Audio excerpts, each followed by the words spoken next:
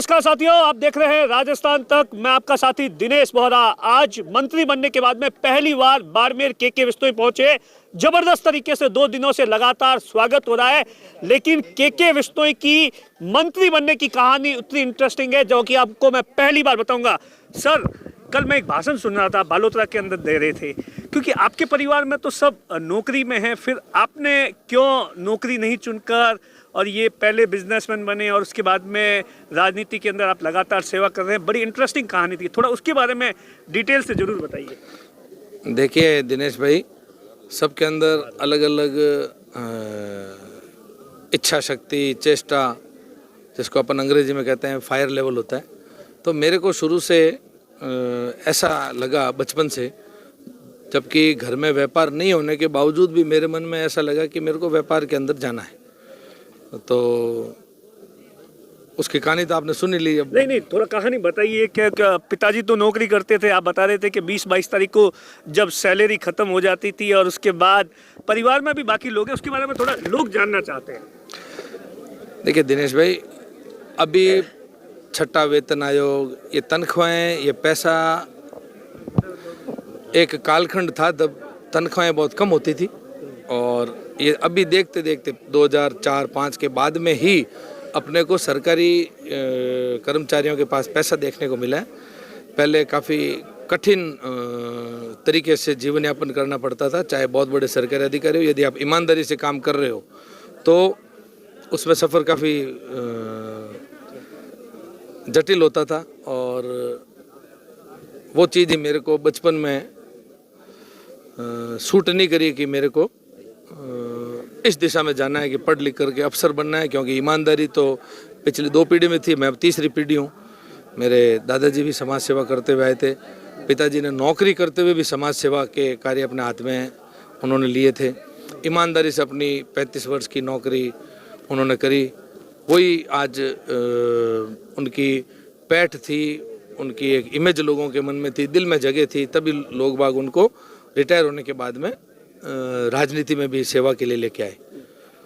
तो यही कारण रहे। नहीं, वो आप बता रहे थे कि आप मतलब 10th-12th क्लास में आपको लगा कि नहीं, मैं पढ़ाई करूंगा तो फिर मुझे कहीं सरकारी नौकरी में जाना पड़ेगा। वो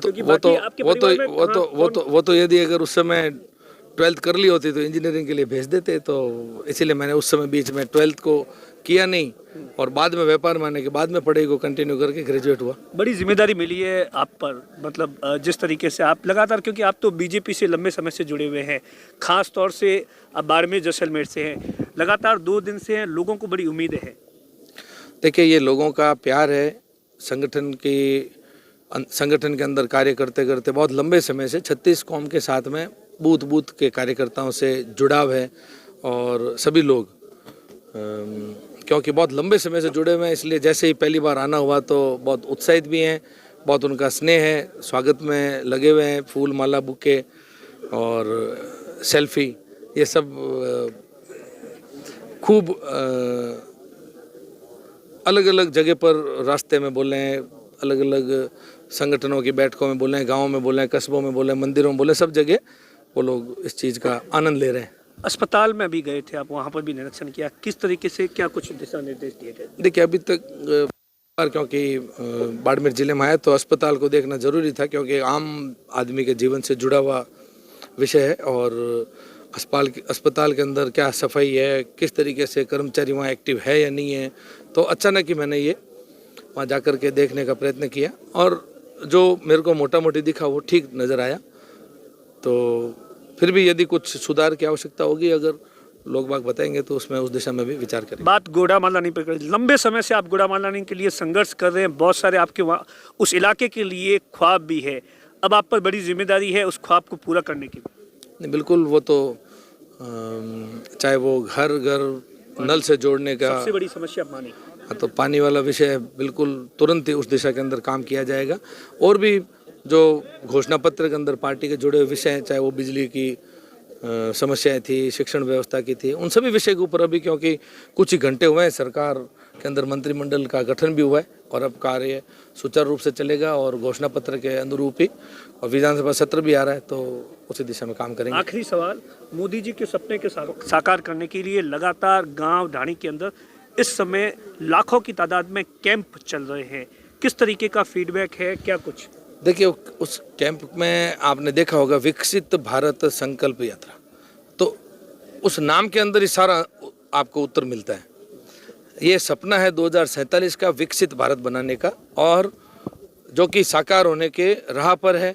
मोदी जी की गवर्नमेंट मोदी 2 गवर्नमेंट चल रही है, और देश में नहीं विदेश तक बहुत बड़े संदेश हैं हिंदुस्तान को लेकर के, अलग अलग विषय पर, सीमा की सुरक्षाओं से लेकर के चंद्रयान, पीएम आवास, हर घर बिजली, हर घर पानी, ऐसे बहुत बड़े बड़े नवाचार अभी तक हुए हैं। कौशल विकास, खेलो इंडिया केंद्र, हर जिला हेडक्वार्टर पर मेडिकल कॉलेज, स्कूलें, नई शिक्षा नीति, मतलब पूरा दिन लग जाएगा, इतने विषय पर मोदी जी कार्य कर रहे हैं। और आम जन को किस तरीके से उसका लाभ मिल सके, उन विषयों के ऊपर इन कैंपों के मार्फत कुछ एक योजना का ही अधिकतर लोग लाभ उठा रहे हैं, क्योंकि यहाँ पर पूर्ववर्ती कांग्रेस सरकार ने खूब सारी योजनाओं को रोक रखा था। अब डबल इंजन की सरकार बनी है। आयुष्मान भारत एक आम आदमी से जुड़ा हुआ विषय, बीमारी से जुड़ा हुआ विषय, कहीं पर भी अब खूब सारे आयुष्मान भारत के कार्ड बन रहे हैं, और हिंदुस्तान के कोई भी अच्छे हॉस्पिटलों के अंदर वो खुद का मुफ्त में इलाज करा पाएगा।